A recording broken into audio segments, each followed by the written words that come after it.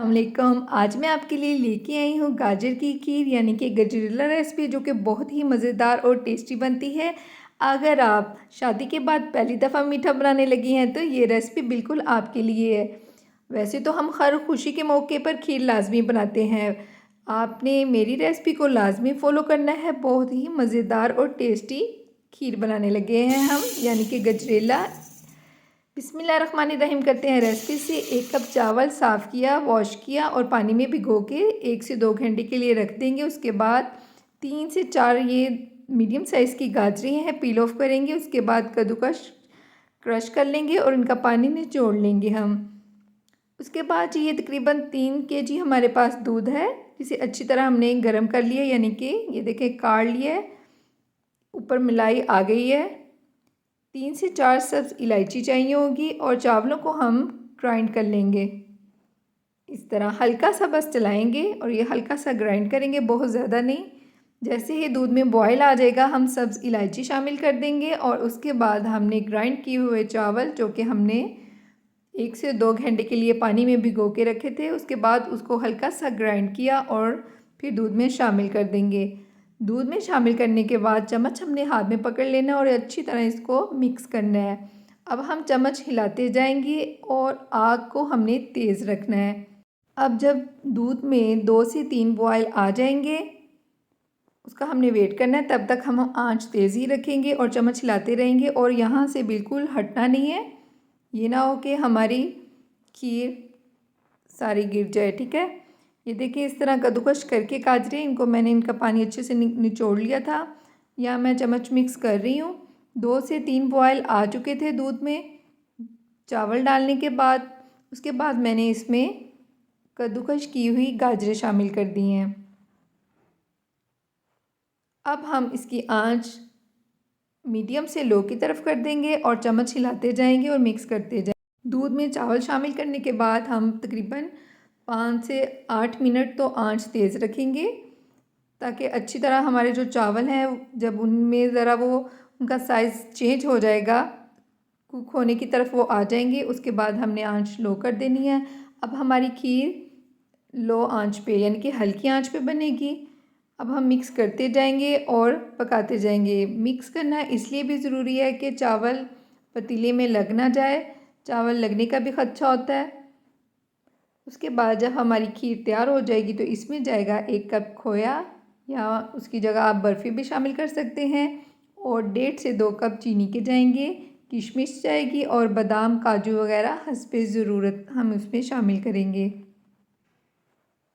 अभी हमारी खीर थी अपनी पकने की तरफ जा रही है।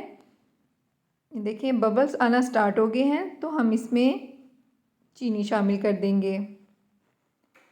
जब आप देखें कि चावल गल चुका है अच्छी तरह, उसके बाद हम इसमें चीनी शामिल कर देंगे। चीनी शामिल करने के बाद एकदम से हमें लगेगा कि खीर पतली हो गई है, तो आपने टेंशन नहीं लेनी। जब चीनी अपना पानी छोड़ेगी तो खीर ने पतले ही होना है। उसके बाद ये आहिस्ता आहिस्ता गाढ़ी होना स्टार्ट हो जाएगी। यहाँ देखिए खीर गाढ़ी होना स्टार्ट हो गई है। बस हम चम्मच हिलाते जाएंगे और इसको पकाते जाएंगे। चीनी शामिल करने के बाद एकदम से खीर इस तरह बिल्कुल यकजान होना स्टार्ट हो जाएगी। उसके बाद तकरीबन हमारी खीर तैयार है। आग बंद करने से पहले हम इसमें शामिल कर देंगे बर्फ़ी या खोया। यहाँ मेरे पास बर्फ़ी थी, ये मैंने इसमें शामिल कर दी है। ये छोटा कप है, तकरीबन 3 से 4 चम्मच लगा लें। इसमें मैंने बर्फ़ी शामिल कर दी है। उसके बाद इसको अच्छे से हम मिक्स करेंगे। बर्फ़ी या खोया आपके पास नहीं है तो आप इसको स्किप भी कर सकते हैं।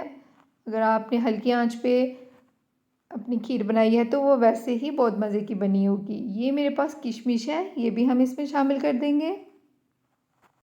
उसके बाद थोड़े से बादाम काजू जो इस तरह मैंने क्रश करके रखे हुए हैं, ये भी शामिल कर दूंगी और थोड़े से हम गार्निश के लिए रख देंगे।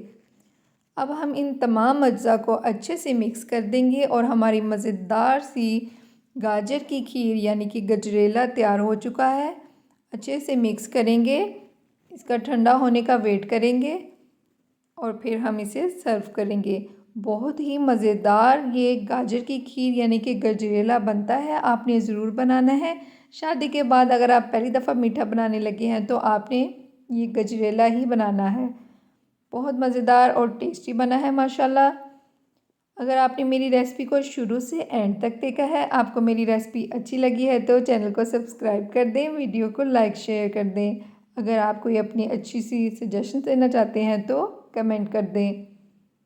यहाँ जी हम जो बाकी हमने बादाम काजू वगैरह बचा के रखे थे गार्निश के लिए, वो हम इसके ऊपर इस तरह इसको गार्निश कर देंगे। और ये रोज़ पेटल है, ये लगा देंगे। इससे इसकी खूबसूरती में चार चांद लग जाएंगे।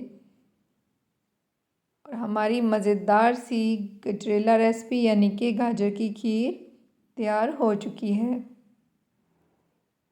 अच्छी तरह, बहुत ज़्यादा नहीं, हल्के हल्के से हम साइड्स पे इस पे रोज़ पेटल लगा देंगे।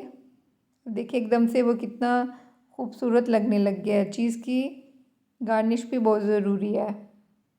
चीज़ को टेस्टी होना ज़रूरी नहीं, उसका खूबसूरत लगना भी ज़रूरी है।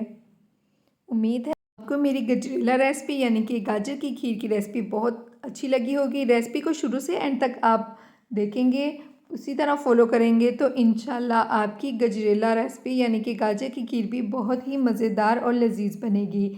मिलेंगे आपसे मज़ेदार सी न्यू रेसिपी में। तब तक के लिए मुझे दें इजाज़त। अल्लाह हाफिज़।